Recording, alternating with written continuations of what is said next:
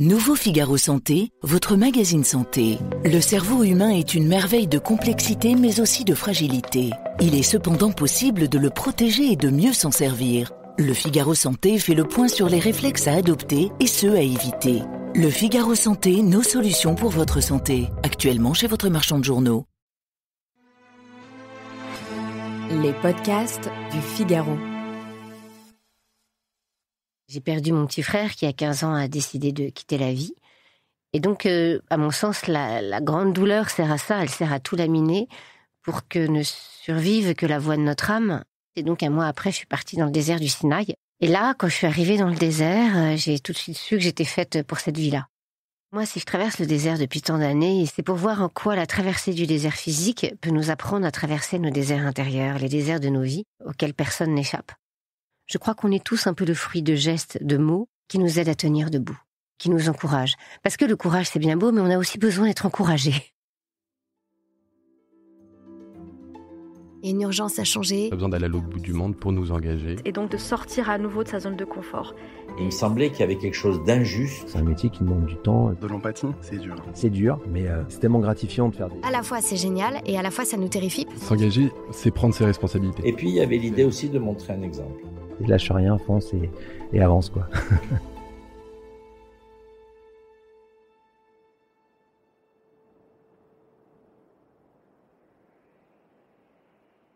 Bonjour, vous écoutez Les Engagés.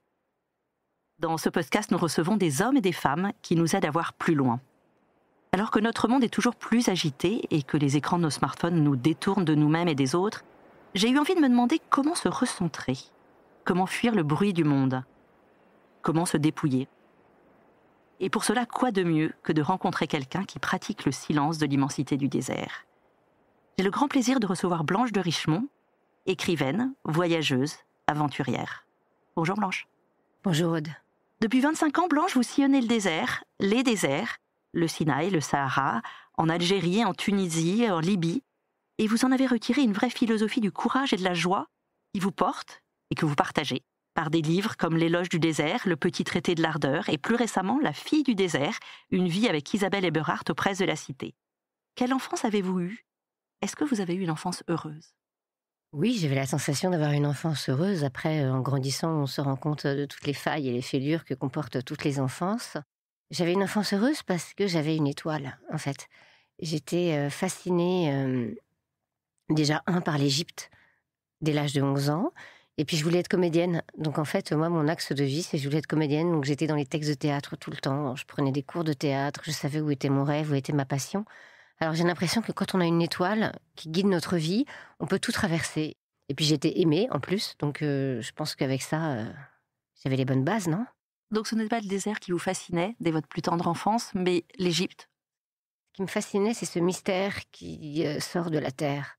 Cette autre dimension au cœur du monde, c'est cette vie complètement incroyable qu'ont imaginé les pharaons.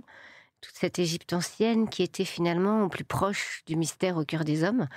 Et je me disais, ça c'est donc possible. Les hommes peuvent ça alors. À la fois construire des pyramides et des temples incroyables et en même temps être connectés avec un mystère qui nous échappe. Et puis vous avez entamé des études de philosophie ? Grâce à un prof de philo, en fait. Vous savez, je pense qu'on est tous un peu le fruit d'un prof extraordinaire qui finalement nous a fait découvrir une matière, un univers par sa passion, par sa façon de transmettre. Et puis, je me posais des questions sur la vie depuis toujours. Donc, je trouve que la philosophie faisait écho à cette quête, à cette préoccupation de trouver des réponses. Sauf qu'en philosophie, on apprend plutôt à trouver des questions que des réponses. Et que chaque réponse entraîne une question. Donc, une réponse n'est jamais figée dans le marbre. C'est ça qui est passionnant. Et donc, c'est vrai que je me suis fascinée par la philosophie, ce qui était finalement cohérent avec ma sidération devant l'Égypte ancienne, devant le questionnement que vivaient les hommes à l'époque.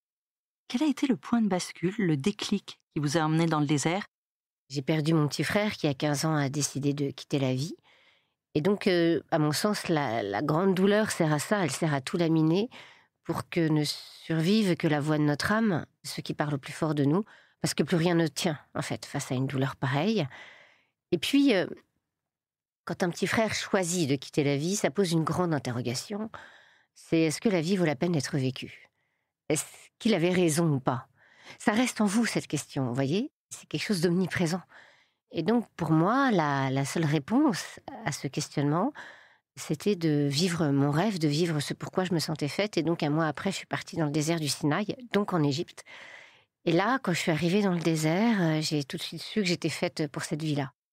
Alors, c'est assez extraordinaire de vivre une immense douleur et en même temps, un immense bonheur, parce que c'était un moment où je naissais à mon âme. Soudain, j'ai compris que depuis toutes ces années, ce à quoi j'aspirais, c'était cette vie simple, épurée, cet infini d'étoiles, cet endroit où on respire au large. Vous aviez 21 ans. J'avais 21 ans, oui. Est-ce que vous vous souvenez exactement le jour où vous êtes arrivée dans le désert ?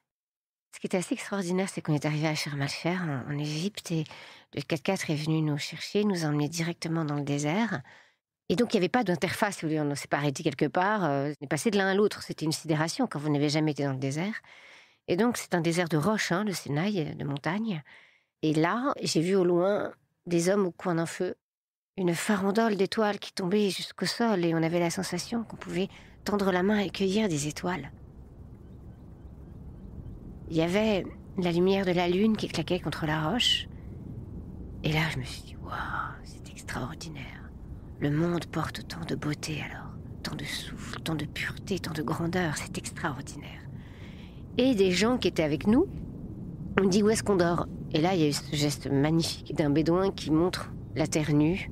Et il dit, bah là. Ce qui est extraordinaire dans le désert, c'est qu'il n'y a rien qui fait obstacle à l'univers, au ciel, à la vie, au climat, à ce qui se passe. On n'est pas sous des toiles de tente, on n'est jamais coupé. Vous êtes en mer, vous avez une cabine, vous êtes en montagne, vous avez des tentes quand même. Là, c'est tout le temps en contact constant avec le ciel, avec l'air, avec le vent, avec le froid, avec le soleil. Et vous avez l'impression d'être comme raboté, épuré par le vent, le sable, le soleil, de n'être jamais protégé du ciel et donc toujours en contact avec lui. Ça, c'est extraordinaire. Dans le désert, il n'y a pas d'habitude, il n'y a que des rituels. Un rituel, c'est un geste qui est habité.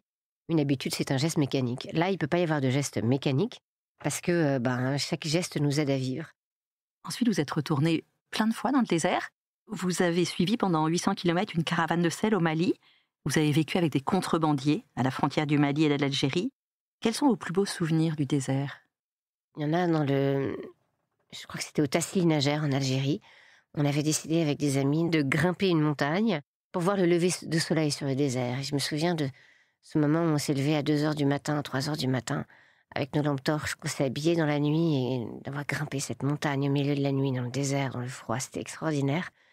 Et là, tout d'un coup, on a vu le soleil se lever de manière sublime sur le désert, sur cet horizon plein de variantes incroyables, de couleurs incroyables. Et là, je crois que dans cette joie, on hurlait de joie, on était comme ivre de joie. C'était une sorte de fascination, on avait l'impression de toucher un peu au secret du monde, comme si on surprenait le soleil dans son intimité avec la terre, comme si on voyait quelque chose que personne ne voit et que nous, on a réussi à capter, cette espèce de mystère qui se crée quand le soleil se lève, encore caché par les montagnes, et que nous, on pouvait voir, que nous, on vivait. Cette espèce de pureté totale, de puissance incroyable. Ça, c'était un souvenir mémorable. Et le dernier, donc, qui est extrêmement simple, mais les plus grands souvenirs peuvent être aussi très simples. Surtout très simples, d'ailleurs. Donc là, j'étais dans le désert marocain avec mes fils. Et évidemment, mes fils partent avec moi dans le désert depuis qu'ils ont 4 ans et demi. On dort évidemment à la belle étoile, parce que dormir sous une tente dans le désert, c'est insulter le ciel. Ce sont nos discussions et nos rires le soir allongés sous les étoiles, où tout d'un coup, je pouvais transmettre ma passion, ce que j'aime le plus à mes fils, et partager un moment d'amour avec ceux que j'aime le plus au monde, sous les étoiles allongées dans le désert avant de nous endormir. Et ça c'est extraordinaire. Je pense que ça me restera gravé jusqu'à la fin de ma vie. Qu'a changé la maternité dans vos voyages, dans votre soif de découverte et de voyage ? Ça a été une catastrophe. D'ailleurs, le père de mes enfants s'est beaucoup moqué de moi, évidemment, parce que moi, j'imaginais un peu une comaternité avec ma mère. Je me disais, c'est merveilleux d'avoir des enfants, je vais avoir des enfants, puis je continuerai à partir sur les routes. Je suis très proche de ma mère, elle s'en occupera, et puis voilà. Mais ce que je n'avais pas du tout anticipé, c'est la fusion viscérale avec mes fils. Je les ai allaités pendant 6 mois, donc vous voyez, j'étais vraiment pas du tout la mère vagabonde et libre que j'imaginais être. Donc c'est vrai que tout d'un coup, je ne pouvais plus voyager parce que j'avais envie d'être auprès d'eux, j'avais envie de les élever, j'avais envie de me lever chaque matin avec leur odeur, leur regard, leur rire, leurs larmes. Donc c'est vrai que ça a été un chamboulement total. J'ai continué de partir, mais moins longtemps. Et puis après, de les emmener. Et surtout, maintenant, ils sont habitués à voir leur mère qui part. Je peux partir 2 semaines, 3 semaines. C'est pas une question, c'est pas un problème pour eux. Avec un recul de plus de 25 ans, que vous a appris et que peut nous apprendre le désert ? Pour moi, si je traverse le désert depuis tant d'années et si j'écris tant de livres reliés au désert, c'est pour voir en quoi la traversée du désert physique peut nous apprendre à traverser nos déserts intérieurs, les déserts de nos vies, auxquels personne n'échappe. Pour moi, le désert a été un maître absolument inouï, car il m'a appris une chose essentielle, c'est de devenir l'ami du silence.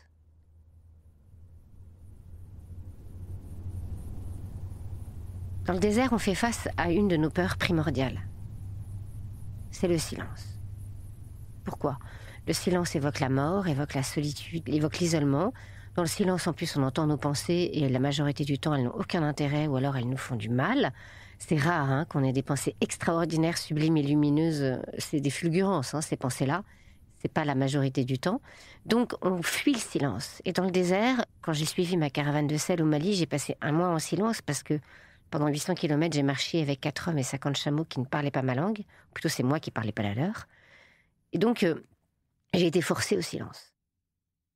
J'ai découvert à quel point le silence est la clé même de notre être.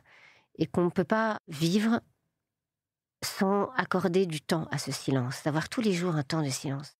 Quand on est l'ami du silence, on est parfaitement libre, car vous pouvez être enfermé, isolé, mis n'importe où, vivre n'importe quoi. Vous avez un refuge en vous, inatteignable.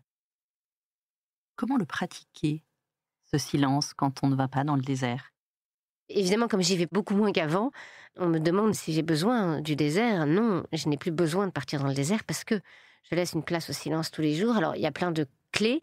La mienne, c'est de rester tous les jours face à ma fenêtre le soir, quand les enfants dorment, et de rester là, sans rien faire, juste regarder par la fenêtre, sans rien faire. Déjà, si on fait ça 5 minutes par jour, c'est ce que j'appelle la nymphose. La nymphose, c'est l'état par lequel passe la chenille avant de devenir papillon. La chenille passe par un moment d'immobilité végétative totale pour gagner ses ailes. Vous voyez l'image. Se mettre en nymphose, c'est rentrer dans un état végétatif et d'immobilité totale pour gagner nos ailes. Ça, c'est la loi de la nature. Donc, sans rentrer dans une tradition de méditation quelconque, on est juste là, on s'apaise, on regarde par la fenêtre, on garde les yeux fixés au ciel, et on reste là et on laisse faire. 5 minutes de nymphose par jour et déjà, quelque chose change. On part dans le désert. On part dans notre été intérieur, si je puis dire. D'autre part, le désert m'a appris qu'on ne pouvait pas enfermer nos vies dans nos besoins. C'est très à la mode aujourd'hui de ne pas arrêter de demander aux gens quels sont tes besoins. Alors, c'est quoi ton besoin ? Est-ce que ça te correspond ? Est-ce que c'est ce que tu veux ? Je pense que on ne sait pas exactement ce qu'on veut, et ce qu'on veut n'est pas forcément bon pour nous. Moi, je rêvais que cet amoureux me rappelle et qu'il revienne vers moi. Mais en fait, heureusement qu'il ne m'a jamais rappelé, quoi. Alors que Dieu sait si j'ai prié pour qu'il m'appelle. Vous voyez, on a tous eu ces moments-là où on a prié pour quelque chose et plus tard, on s'est dit, mais heureusement que ça n'est pas arrivé. Donc, on est plus large même que nos volontés. On est plus large que nos besoins. On est plus large que toutes les cases qu'on appose à nos vies. Et ça, dans le désert, nous l'apprend parce qu'on apprend à se passer de tout. Vous écrivez dans un des ouvrages, « Le désert se suffit à lui-même, il défie la vie. Rien ne l'encombre, le vent emporte le superflu. » Comment apprendre à se dépouiller ?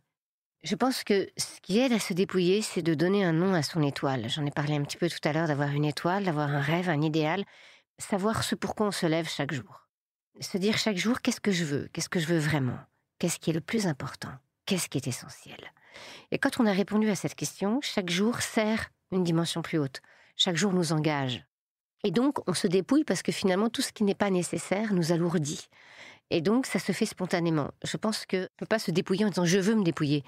Le dépouillement, l'épure, se fait d'elle-même quand on est guidé, quand on est porté par une voix intérieure, par une quête, par une aspiration qui nous anime. À distance, en faisant des pas de côté, c'est plus facile d'observer la société. Quand on revient du désert, alors Blanche, est-ce que notre époque manque de courage ? Le courage, c'est avoir du cœur à l'ouvrage. Le courage est un dérivé du mot cœur. Donc avoir du courage, c'est avoir du cœur. Dans l'ancien français, c'est le même mot, courage et cœur. Avoir du cœur à l'ouvrage, c'est mettre du cœur dans tout ce qu'on fait. Et ça veut dire aussi que chacune de nos actions vise une dimension plus haute. Elle est gratuite. Elle ne sert pas notre intérêt, elle sert le monde. C'est ça le courage. Donc à partir de là, ça peut s'appliquer aux grandes choses comme aux petites choses de la vie quotidienne. Vous jetez un regard particulièrement sévère sur les jeunes d'aujourd'hui en jogging sur leur téléphone au début du petit traité de l'ardeur. Et vous dites cette belle phrase, l'élégance est un courage. Ah mais oui, l'élégance est un courage. Et d'ailleurs, je le vois bien maintenant dans la rue. Depuis le Covid, c'est assez troublant. Les gens, ils font beaucoup moins attention à la façon dont ils s'habillent. Je ne sais pas si vous avez remarqué. Et pour moi, c'est une forme de résistance lumineuse. C'est-à-dire que vous résistez à la facilité, au confort, à l'avachissement. Vous tenez droit. Les enfants, si on ne les éduque pas, ils vont vers la facilité, spontanément. Entre leur demander de grimper une montagne et d'aller voir Netflix, enfin même d'aller au théâtre ou d'aller au cinéma, finalement, ils vont dire « bah non, je préfère être sur mon canapé à regarder Netflix ». Donc, on va vers un avachissement intérieur. Et c'est vrai que la facilité nous endort, la facilité nous affaiblit, nous avachit, et donc on n'a plus de force. Donc, c'est vrai que l'élégance est un courage, parce que ça veut dire que quoi qu'il arrive, même quand je ne vais pas bien, même quand j'en ai marre, même quand je refuse tout, même quand ça ne va plus, je fais quand même cet effort-là. Il y a quelque chose en moi qui se tient, qui tient debout. C'est une colonne vertébrale. À propos du courage, vous avez écrit cette phrase « Le courage ressemblera toujours à un père qui cueille des fleurs quand il enterre son fils ». Oui, c'est au moment de l'enterrement de mon frère, la préoccupation première de mon père était qu'on aille cueillir des fleurs pour les mettre dans les chambres. Je trouve que c'est en lien avec cette élégance. De dire au milieu de nos larmes et de notre désespoir, il y aura des fleurs, il y aura de la beauté, il y aura ce geste d'amour. Et finalement, l'élégance, cueillir des fleurs au milieu des larmes, apporter un cadeau, un geste, un sourire, une main, une tendresse, c'est ça le courage. C'est cette résistance de apporter de la lumière au cœur même des ténèbres. C'est devenir cette lumière au cœur même des ténèbres. Par ces gestes-là qui comptent, ces gestes qui nous encouragent, ces gestes qui nous aident à tenir debout. Je crois qu'on est tous un peu le fruit de gestes, de mots qui nous aident à tenir debout, qui nous encouragent. Parce que le courage, c'est bien beau, mais on a aussi besoin d'être encouragé. C'est très important. Comment est-ce qu'on encourage les gens avec qui on est? Comment on les élève? Comment on les grandit? Comment on les aide à aller plus haut qu'eux-mêmes? C'est très important d'être aussi cette voix-là. Il ne s'agit pas nous-mêmes d'en avoir du courage, mais aussi de l'envoyer, de le donner. Que chaque personne que vous rencontrez, quand elle vous quitte, elle ait un élan en plus, un enthousiasme en plus, qu'elle se sente grande dans vos yeux. Vous parlez aussi de la joie. Alors, c'est parfois difficile de pratiquer la joie aujourd'hui, tout comme le silence, tout comme le courage. Pourquoi la joie? En Inde, j'ai découvert que la joie était l'essence même de notre être. Et que donc viser la joie, c'est viser l'essentiel. Et que la joie, c'est toujours la trace du divin sur terre. C'est une trace d'amour, en fait. Chaque moment de joie est un moment d'amour. Et que donc, cultiver la joie, être capable de la saisir, de la capter à chaque instant de notre vie, d'être assez disponible, assez alerte, assez ouvert pour voir qu'elle est là sous nos yeux, eh bien ça nous aide à justement supporter des moments difficiles. C'est ça qui nous sauve en fait, c'est être capable d'avoir des moments de joie tous les jours. Car c'est comme si vous alliez vous recharger en énergie, même si la joie est un moment éphémère, mais vous vous rechargez en énergie pour avoir le courage d'affronter ce que vous avez à vivre. La joie, elle est possible même au cœur de la douleur. Par exemple, dans un enterrement, vous pouvez avoir un moment de joie. Un moment d'amour, un moment de rire, un moment... Voilà, c'est la joie qui vient vous sauver. C'est quelque chose de plus haut en vous, qui vous cueille et qui vous aide à continuer. C'est ça la joie. Donc je pense que c'est assez important. C'est pas juste rire, c'est pas du développement personnel, c'est la valeur la plus mystique, car c'est la lumière au cœur des ténèbres, une fois encore. Vous convoquez également dans vos livres des grands personnages, des grandes figures, comme Teilhard de Chardin, Charles de Foucault, des écrivains comme Camus... Et aussi une femme, Isabelle Eberhard, sur laquelle vous avez écrit un magnifique ouvrage qui est sorti récemment, La fille du désert, aux presses de la Cité. Qu'est-ce qui vous a fasciné dans cette femme et qu'est-ce qu'elle peut nous apprendre à 100 ans d'écart? Elle est morte en 1904. Isabelle Eberhard est née en 1877, elle est morte à 27 ans en 1904 et elle est née en Suisse, elle est d'origine russe. Et à 20 ans, elle a décidé de partir dans le désert habillée en homme pour vivre libre avec les nomades. À la suite d'une grande douleur comme la vôtre. À la suite aussi d'une grande douleur, donc on a vécu la même chose au même âge. Enfin, elle a aussi perdu son frère qui a décidé de quitter la vie quand elle avait 21 ans.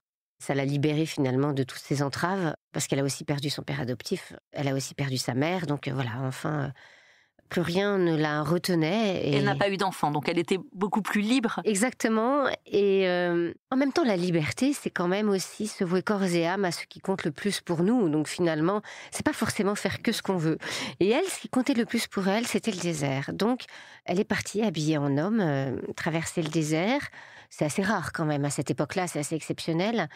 Ce qui me fascine chez elle, c'est qu'elle n'a jamais donné d'excuses pour ne pas réaliser son rêve. Vous savez, il y a plein de gens qui vous disent « j'aurais tant aimé, mais je n'ai pas pu à cause d'eux, à cause d'eux ». Non, elle rêve, elle a un idéal, elle a un objectif, elle y va. Et elle ne se donne pas d'excuses. Elle est prête à tout pour ça. Et ce que Isabelle nous enseigne, c'est de toujours suivre la voix qui parle au plus fort de nous. Elle nous montre qu'on peut être à terre et toujours viser une étoile. Elle nous montre que même quand la vie est difficile, même quand il y a des épreuves, parce qu'elle a vécu une tentative d'assassinat, elle a été rejetée, humiliée, eh bien à chaque fois, elle admire la beauté du monde. Merci beaucoup Blanche de Richemont. J'en viens à la dernière question de notre entretien. Si vous étiez à ma place, quel engagé inviteriez-vous, Blanche ? J'inviterais Bertrand Vergely. Je ne sais pas si vous le connaissez, j'en parle un peu dans mon petit traité de l'ardeur. C'est un philosophe mystique qui a beaucoup écrit sur l'émerveillement, sur le sens de la vie. Et c'est un homme vraiment engagé, qui est un homme de lumière pour moi. Il a voué sa vie au grand texte, à la grande pensée. Il a été homo tous pendant 30 ans. Sa vision du monde nous enseigne, car il nous aide à toujours, face à chaque événement de notre vie, à aller plus haut. Toujours plus haut. C'est quelqu'un qui, même quand il a été très malade, a vécu des traversées difficiles, ne s'est jamais plaint. Il va toujours vous raconter ce qu'il y a de beau, ce qu'il y a de grand, ce qu'il y a de lumineux. Même s'il est malade à l'hôpital, il va vous dire « mais les infirmières sont formidables », sans jamais se plaindre de sa douleur. Car pour lui, sa quête de sens l'habite tellement qu'il décide de s'accrocher à ce qu'il y a de plus fort dans l'homme, dans la vie, dans l'être, et le révéler. Merci beaucoup Blanche. Je rappelle que vous êtes écrivaine, voyageuse, aventurière, philosophe, et que votre dernier ouvrage, La fille du désert, Une vie avec Isabelle Eberhardt, est paru aux Presses de la Cité. Merci d'avoir écouté cet épisode des Engagés. Je rappelle que ce podcast est disponible sur Figaro Radio, le site du Figaro et toutes les plateformes d'écoute. À bientôt.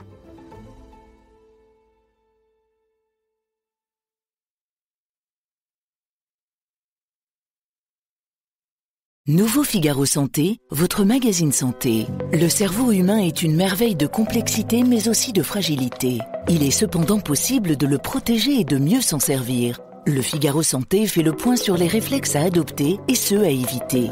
Le Figaro Santé, nos solutions pour votre santé. Actuellement chez votre marchand de journaux.